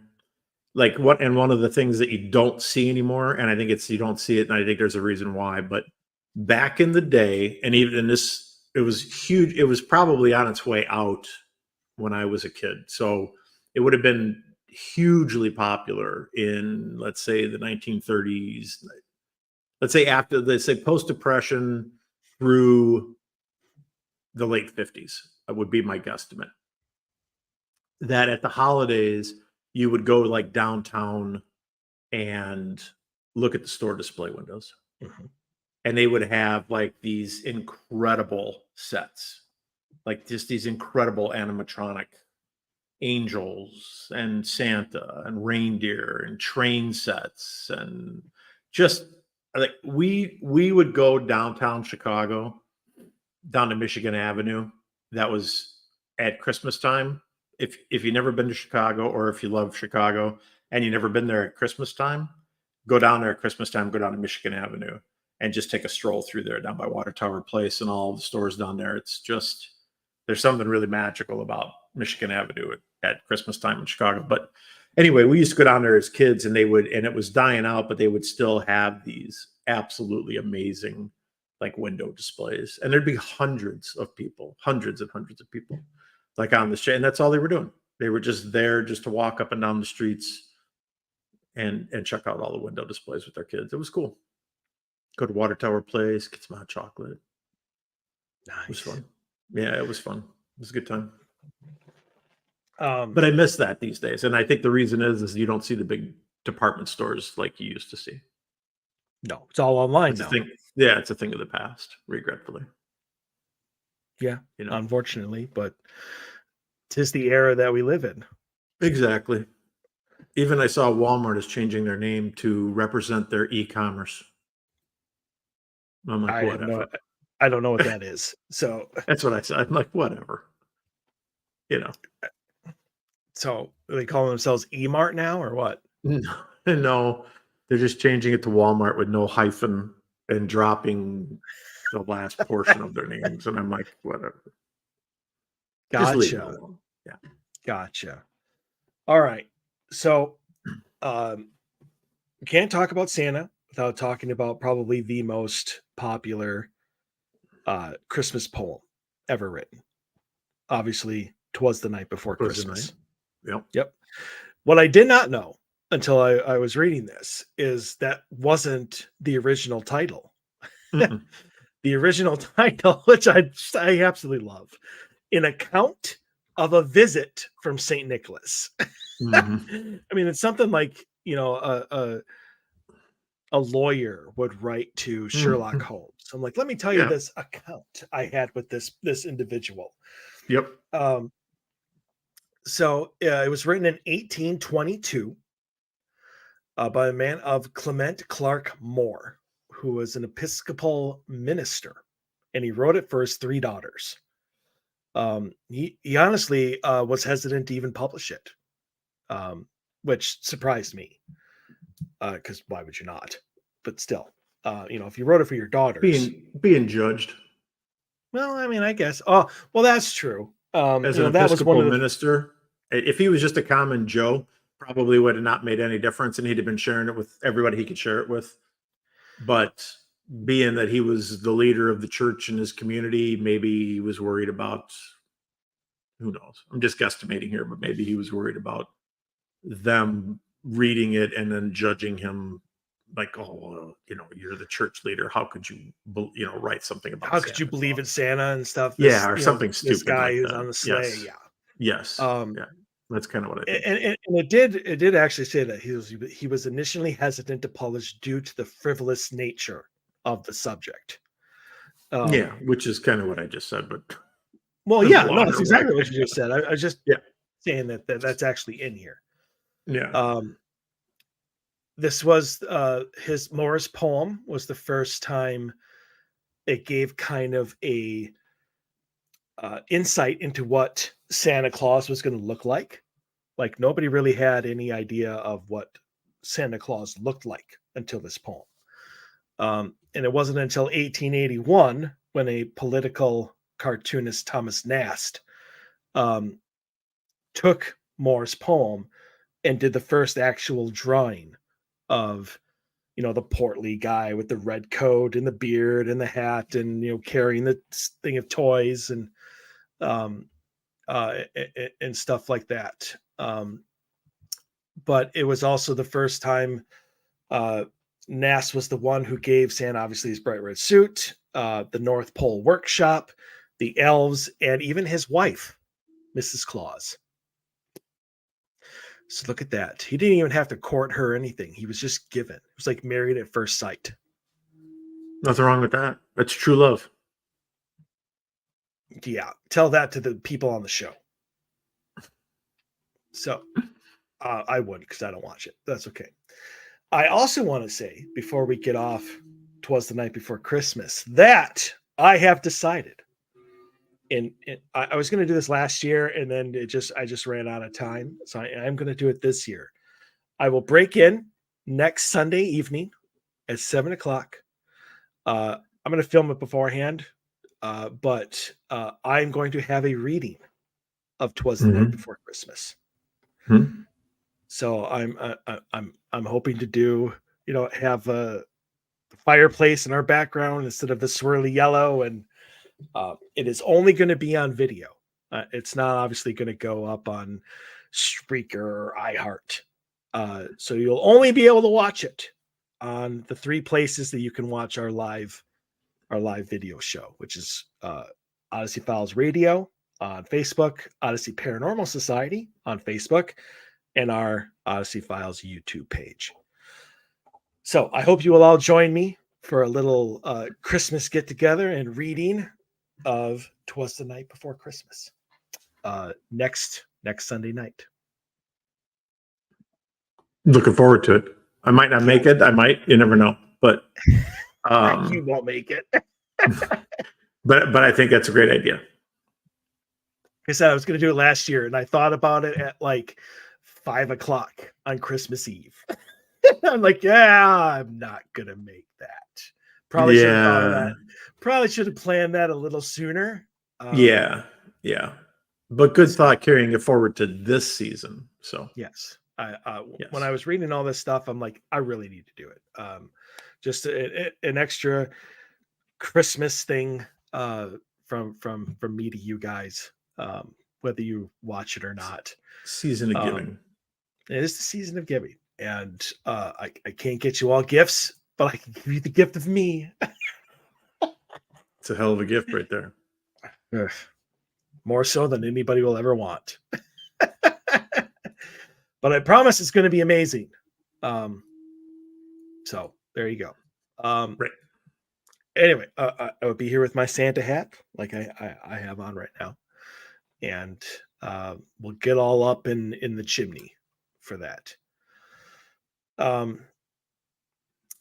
So what do we want to talk about? Oh, I just came across something.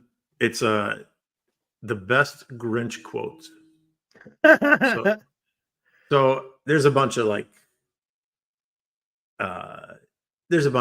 little ones and da. But I like this one right here. So, all right. So this is the Grinch. 4:00, wallow in self-pity. 4:30, stare into the abyss. 5:00, solve world hunger, tell no one. 5:30, jazzercise. 6:30, dinner with me. I can't cancel that again. 7:00, wrestle with my self-loathing. I'm booked. Of course, if I bumped the self-loathing to 9, I could still be done in time to lay in bed, stare at the ceiling, and slip slowly into madness. That's hilarious. I like that. Sounds like my schedule. Yeah, I was just laughing. I'm like, no, that's a schedule right there. Well, if I bump the self-loathing back to 9, I could slip in, blah, blah, blah. Yeah. I love the dinner with me. I can't cancel that again. Can't cancel that again. Yeah. So there's something that I wanted to look this up, and I guess there's nothing really to it. It's just something that was brought up in the show, or not the show, but the song "Santa Claus is Coming to Town," and that was the naughty and nice list. Like, how did that? Was there any legend or was there any history behind the naughty and nice list? And apparently, there's not. It's I was going to just say, I think that's probably made by. I'm going to say that was made by a parent as a tool. Well, it's used, by parents as a tool. Yeah. Well, it's certainly used as a tool, absolutely. But that's why I'm saying I wouldn't surprise me at all if that was a something that was made up by a parent that was like, my kids are just out of control. I got to figure out a way to kind of keep them calm and come up with that. I mean, what a genius move, right? Oh, absolutely. For the year. It's not like for a week. It's not like, hey, you got to be good to your sisters and, or good to your brother or whatever for a week. You got to be good for the year in order to get rewarded at the end of the year on December 25th. I mean, that's a huge deal. We were talking about that the other day as we were watching Christmas movies. I said, could you imagine the difference there'd be in the world if the North Pole was real. Like, and one of the people that were sitting there was like, well, you mean like Willy Wonka? And I'm like, well, kind of, I guess, right? That if you knew as a kid now, and even as an adult, if you knew that if you got on the nice list for the year, that you got an opportunity to like go for an all expense paid weekend to the North Pole, and there were only like 100 slots. Not that it's going to change the world, but it would change a portion of it. It would change a portion of the population. For people would second guess what their actions were. They would stop and think, well, I really would like to go to the North Pole this year, especially if you know somebody who like got the opportunity to go like previously and told you all about it, you know? And then as a human being, you'd be like, well, I want to go do that. It'd be amazing. It'd be the same thing like Willy Wonka and the Chocolate Factory. I wonder what a positive effect that would have on society. Like if people would, it's like that's a social experiment right there. I think you would have a bigger result and a bigger change in society if it was simply just, if you're nice all year, Santa's going to bring you presents and candies and treats. And if you're naughty, you're going to get coal. Like, I think just that in general would have more impact than 100 people a year are going to get to go to the North Pole. Well, I mean, 100 doesn't have to be the number. I'm just saying a percentage of the people who make the list get chosen to get to go to the North Pole type of thing. Well, if your idea is going to work though, that you just threw out, then you can't go out and buy treats and candies and stuff on your own. So they'd have to stop making them. Because it would have to be one of those kind of things where I can't get this unless I'm good and Santa brings it to me. Because other than that, people are going to be like, well, I'm just going to Amazon. I'll order my own goddamn candy and I'm going to act however I want to act. So F you. And you'll get ringing up the credit card, you know. And I completely agree that loophole would not change some people. Right. But I think, I think both ideas are interesting enough. Absolutely. Depending on, the size and scope of the operation. But yeah. But I mean, I think people change their behavior for the better when there's some sort of recognition or reward that goes along with it. Totally agree. I mean, how many people,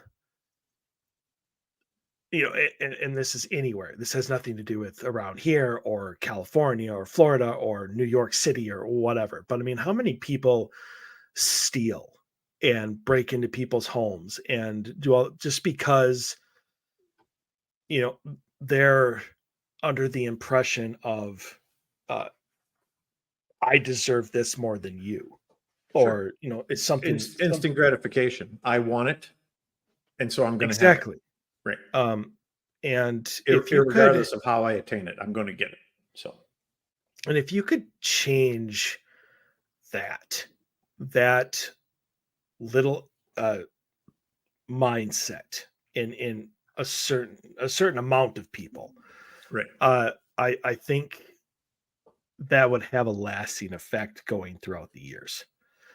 But since Santa Claus obviously does not exist and the North Pole does not exist. Well, the North Pole exists, but Santa's workshop does not.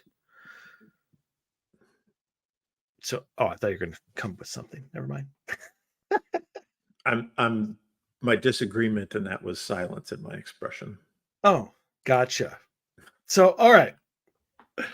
Speaking of Santa Claus, probably not existing. I've been so looking forward to this part of the show because somebody did a a scientific analysis of Santa's. You can't do a scientific analysis on magic. I'm just throwing that out there right now. Sure, you can, but that's like saying that you did a double-blind study on the paranormal. It's just as ridiculous. Exactly, but it's so funny.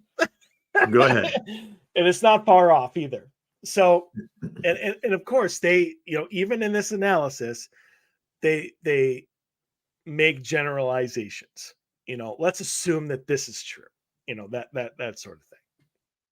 So there's some gray area in here, but we'll see.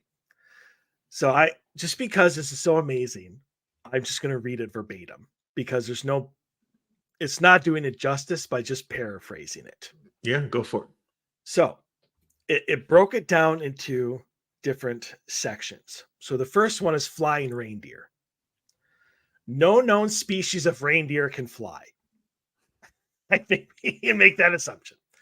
But there are 300,000 species of living organisms yet to be classified. And while most of these are insects and germs, this does not completely rule out flying reindeer, which only Santa has ever seen. All right. At least he leaves it open to the possibility, or they leave it open, whether it was a man or a woman. They leave it open to the possibility, so I can respect that. Yeah. Section number 2, number of children. There are 2 billion children, persons under 18, in the world. But since Santa doesn't appear to handle the Muslim, Hindu, Jewish, or Buddhist children, that reduces the workload to 15% of the total, about 378 million, according to the Population Reference Bureau. At an average census rate of 3.5 children per household, that's 91.8 million homes. One presumes there's at least one good child in each. I think that's fair. One good child in each. Yeah, that's a big assumption, but okay. Time available. Santa has 31 hours of Christmas to work with, thanks to the different time zones and the rotation of the Earth, assuming he travels east to west, which seems logical. Mm-hmm. This works out to 822.6 visits per second. How much was it? 822.6 visits per second. Yeah, okay. I can get with that.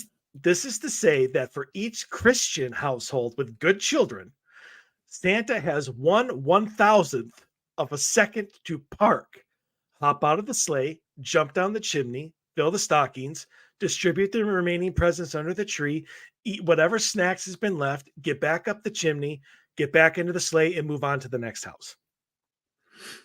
Assuming that each of these 91.8 million stops are evenly distributed around the Earth, which of course we know to be false, but for the purposes of our calculations, we will accept.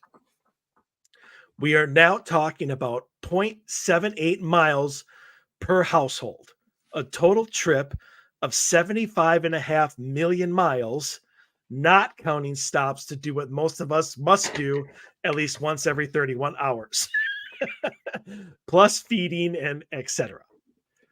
This means that Santa's sleigh is moving at 650 miles per second, 3,000 times the speed of sound. For purposes of comparison, the fastest man-made vehicle on Earth, Ulysses space probe, moves at a pokey 27.4 miles per second. A conventional reindeer can run tops 15 miles per hour. Yeah, well, conventional reindeer. Conventional reindeer can't fly either, so that's kind of a... There we go. Yeah, so I don't know why they would put that in there, but... Just saying. The estimated payload. That's the strangest thing. A mosquito just flew by. Maybe it was a fruit fly. I don't know. Just flew right in front of the screen. I thought it was on the screen. I'm like, and then I looked and it was in the room. And it disappeared. Yeah. Maybe it was, I don't know. It's a sign. Estimated payload. The payload on the sleigh adds another interesting element. Assuming that each child gets nothing more than a medium-sized Lego set, as they should, which is roughly about 2 pounds, the sleigh is carrying 321,300 tons, not counting Santa, who is invariably described as being overweight. Well, he fills the suit out nicely, so He does. I would say So- he's definitely not looking like Reacher. No. On land, conventional reindeer can pull no more than 300 pounds. Even granting that flying reindeer could pull 10 times the normal amount, we cannot do the job with 8 or even 9. We need 214,200 reindeer. This increases the payload, not even counting the weight of the sleigh, to 353,430 tons. I'm going to say Again, 214,000 reindeer. That's a lot of reindeer poop. It's a lot of chocolate covered raisins. Yes. That's a lot of chocolate covered raisins that you don't want to eat, by the way, if you happen to see them on the ground outside. Right. So again, for comparison, this is 4 times the weight of the Queen Elizabeth, which is a ship. At first, when I first read it, I kind of saw Queen Elizabeth. I literally thought they were comparing talking about the Queen, the weight of the Queen. Like, that's all it is, but no. All right. That would be a big lady. Big lady. That would be a big lady. Yeah. All right. So here's the end result. 353,000 tons traveling at 650 miles per second creates enormous air resistance. This will heat the reindeer up in the same fashion as spacecraft re-entering the Earth's atmosphere. The lead pair of reindeer will absorb 14.3 quintillion joules of energy per second each. In short, they will burst into flame almost instantaneously, exposing the reindeer behind them and create deafening sonic booms in their wake. The entire reindeer team will be vaporized within 4.26 thousandths of a second. Santa, meanwhile, will be subjected to centrifuge forces 17,500.06 times greater than gravity. At 250 pounds, Santa, which that seems ludicrously slim, would be pinned to the back of his sleigh by 4,315,015 pounds of force. So Merry Christmas, children. Santa's dead. And here's the beauty part about magic. It takes all of those stats and just throws them right out the window. Just totally dismisses them. I honestly, I will say this. I liked what the movie The Santa Claus did, the Tim Allen version, where it actually threw out all of these little questions. Mm-hmm. You know, like, what about houses that don't have chimneys? Right. And, you know, that's how does he visit all the kids? And they actually had answers for those. You know, a chimney just appears, or there seems to be like a time vortex or whatever that they go in. I liked that fact of it, but I'm sorry, just reading this gives me so much joy. I can totally see how that fits your personality. Don't get me wrong. I love Santa. I'm wearing a Santa hat. Love everything that has to do with Santa. But I also love science. And the fact that somebody took the time to literally analyze the entire world to put into perspective like the physics and the science behind it, I find so unbelievably hilarious that I might just read that every year. So here's a good idea of probably not how it happens, but like a picture of it. So the movie Violent Night, which is much better than the title, by the way. In that movie, Santa Claus, even he doesn't understand how the Christmas magic thing works. He just knows that it works. So like he's got the bag of toys, and each time he sticks his hand in there, a present comes out. So it's not a bag of toys like what we would think, like you bag up your groceries and then it's a full bag and then you go home and empty out the bag. It's a bag of toy. It's a magical bag.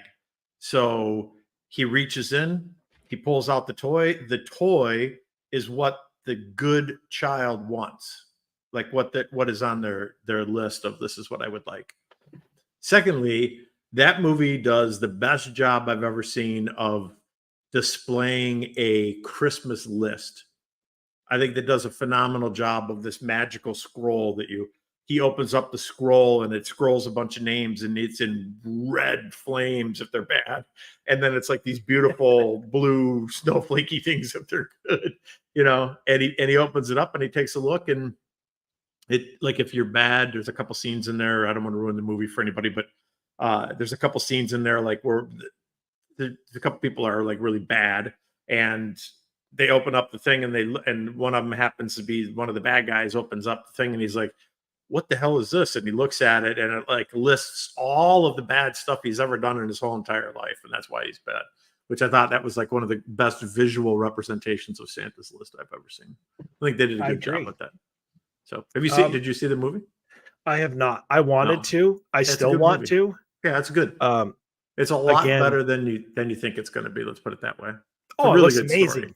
Yeah, it's a good story, and it's got a lot of action. It's kind of like Die Hard, like a little bit of Die Hard, a little bit of Christmas Vacation, and then just some good holiday cheer thrown in there. Like it's got a little bit of everything from other movies. So, with the time that we have left, I simply want to say Merry Christmas, Happy Holidays. Absolutely. Happy Hanukkah, Happy Kwanzaa, whatever you're celebrating at this year, the summer solstice, Selenoia, or if I said that right, and I apologize if I didn't. I watched The Big Bang Theory, so okay.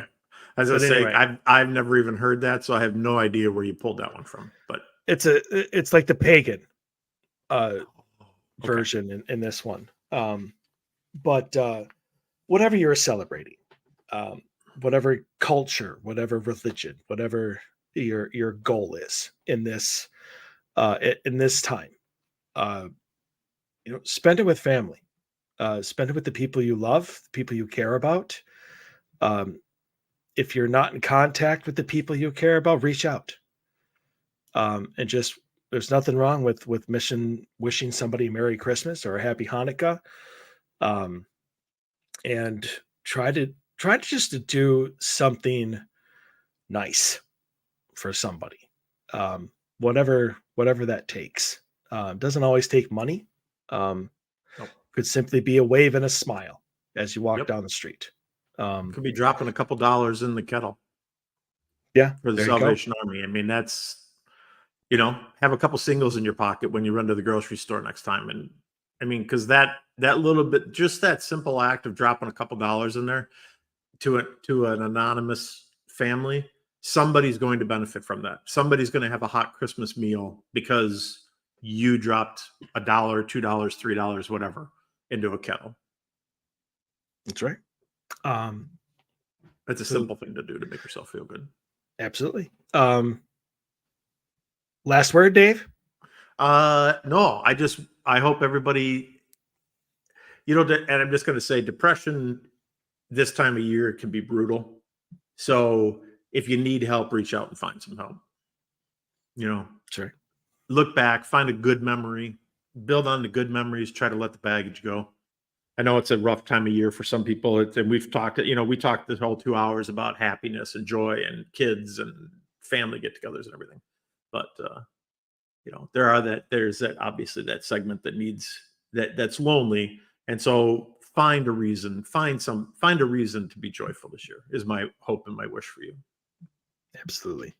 All righty. I will see everybody next week for the reading of 'Twas the Night Before Christmas. I'll see everybody next year. And will we be back with new episodes starting next year? Everyone have a great and safe holiday season.